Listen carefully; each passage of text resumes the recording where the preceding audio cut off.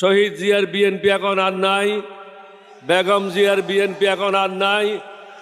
এখন ভাড়াটিয়াদের BNP, মাস্তানদের BNP, ঋণ খেলাপিদের বিএনপি, সন্ত্রাসীদের বিএনপি, চাঁদাবাজদের বিএনপি।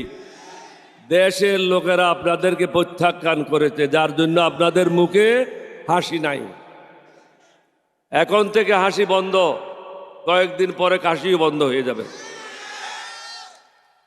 এটার জন্য আমরা দায়ী না, আপনারা নিজেই দায়ী। কারণ আপনারা বলছেন আমাদেরকে সব কিছু করার আগে অনুমতি লাগবে। আপনারা নিজেই বলেছেন, এটা আমরা বলি নাই। আমরা কেন একত্রিত হয়েছি? সবাই মনে করে জামায়াত ইসলাম মানে মৌলবাদী। একজন আমেরিকান অ্যাম্বাসেডর